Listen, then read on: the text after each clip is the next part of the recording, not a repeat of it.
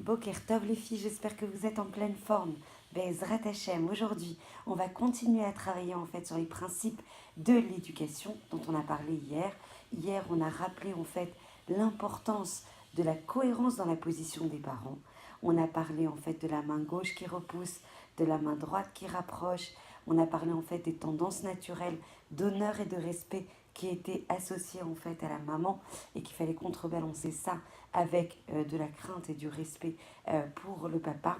Vous avez eu beaucoup de réactions par rapport à ce cours et c'est tant mieux, ça veut dire que ça sollicite vos intérêts et que le but est d'étudier pour progresser, même si ce n'est pas le cas aujourd'hui. Si c'était le cas aujourd'hui, on n'aurait plus besoin d'étudier, tout serait en fait au rendez-vous et on pourrait vivre dans une situation idéale. Or, dans ce monde où on s'inscrit aujourd'hui, on est dans un monde où on doit travailler, retrousser les manches, étudier, prendre conscience et travailler millimètre par millimètre. Et chaque millimètre fait des énormes pas, fait des énormes transformations dans notre monde, dans la Gdusha et dans la Tahara. On va aborder aujourd'hui, Bezrat Hashem, le deuxième principe. Le père doit être plus exigeant et la mère plus indulgente. Alors je sais, c'est vrai que nous, on est les femmes beaucoup plus inscrites dans la Midat de Gvura. C'est comme ça qu'Hachem nous a conçus. Donc c'est sûr que ça nous paraît être en opposition avec la nature de la femme dans la Gvura, qui est là pour donner des limites, qui est là pour donner un cadre, qui est là pour ne pas laisser faire, pour ne pas permettre.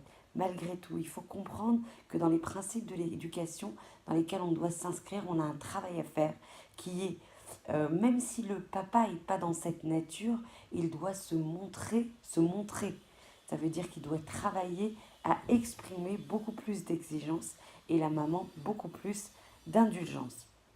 Et en fait, cet enseignement, dit le Ramban, est d'une importance capitale pour comprendre la répartition des rôles. Encore une fois, même si la nature des personnes n'est pas celle-là, il faut travailler à ce que la répartition des rôles entre les deux parents soit bien celle d'un papa plus exigeant, d'une maman plus indulgente. Ça ne veut pas dire que des fois, la maman ne va pas impulser le papa pour qu'il donne plus de limites, plus de cadres et plus d'exigences justement. Mais dans l'apparence, dans l'expression, dans le frontal vis-à-vis de l'enfant, la maman doit être plus indulgente et le papa plus exigeant. C'est pourquoi il est plus approprié que le papa incarne le rôle de la main gauche qui repousse et que la mère personnifie la main droite qui rapproche conformément à ce qui est écrit en fait dans la Torah. Et bien que la Torah attend de nous que l'on aille à l'encontre des tendances naturelles en instaurant la crainte de la maman, l'honneur du papa, il faut être néanmoins conscient de l'existence de ces lois inscrites afin de savoir les utiliser à bon escient. Si les parents choisissent d'aller à l'inverse de ce qui est exprimé et décident que le papa aura le rôle de la main droite qui rapproche et la maman celui de la main gauche qui repousse, on court mamash au désastre. On va s'expliquer Bezrat Hashem grâce aux propos en fait du Ramban. Notre deuxième principe, c'est en effet que le père doit user davantage de la main gauche qui repousse et la maman de la main droite qui rapproche. Qu'est-ce que veut dire davantage? Et ça, dans quelle proportion? Et c'est là qu'on va s'inscrire dans plus de nuances, dans plus de subtilité, dans plus de lecture fine par rapport à ces propos. Ceci importe peu car l'essentiel c'est que l'enfant éprouve nettement plus de crainte vis-à-vis de son papa et beaucoup plus de rapprochement et de proximité avec sa maman. Et dans la Gemara Choulin, il est écrit « L'eau chaude et l'huile dont m'a enduit ma maman pendant mon enfance m'ont mis d'aplomb au temps de ma vieillesse. » C'est là une expression de la main droite qui rapproche, si essentielle chez la maman. Si l'attitude des parents est inversée, alors on peut aboutir, lo allez-nous, à un déséquilibre total. Si la maman se comporte avec une dureté vis-à-vis de son enfant, soit en raison de son tempérament, soit en cause par rapport à des facteurs extérieurs comme la grossesse ou le surmenage, son pouvoir de dissuasion et son autorité viendront à se dégrader progressivement. L'enfant va voir alors chez son papa, à l'inverse, une attitude plus conciliante. Il va voir chez son papa une capacité à se montrer plus patient, une capacité à se montrer plus tolérant, ou pire encore, qu'il ne soutient pas sa maman. Quand le papa apparaît comme celui ne soutenant pas sa maman, il saura en tirer évidemment les conclusions les plus rapides et les plus fausses suivantes. Ma mère ne m'aime pas, elle ne s'inquiète pas de mon éducation, elle veut juste s'acharner sur moi. D'ailleurs, l'enfant va trouver des preuves à cette argumentation. Mon papa qui doit représenter l'autorité dans la maison, lui qui doit inspirer la crainte, n'intervient pas et ne me formule pas de reproches. En tout cas, lui, il m'en formule beaucoup moins que ma maman.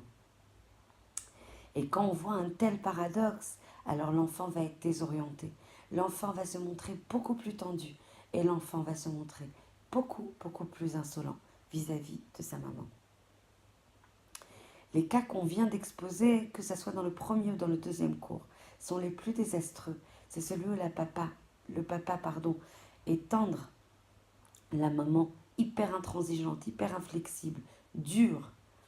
Mais si les deux parents adoptent la même attitude, c'est-à-dire tous les deux sont indulgents ou tous les deux sont très rigides, à quoi on peut s'attendre? On sera étonné de constater que cela produit des conséquences beaucoup moins néfastes que dans le premier cas. Si les deux parents sont très tolérants, alors les enfants seront très gâtés, ce qui n'est pas génial en soi dans l'absolu. Mais malgré tout, ça induira en fait des impacts beaucoup moins néfastes que ceux où les parents sont contradictoires dans leur mode opératoire, dans leur mode d'éducation. Si les deux parents sont très fermes et très exigeants, les enfants vont manquer beaucoup de chaleur. Mais en toutes circonstances, les conséquences sont ici bien moins néfastes que celles de notre premier cas de figure.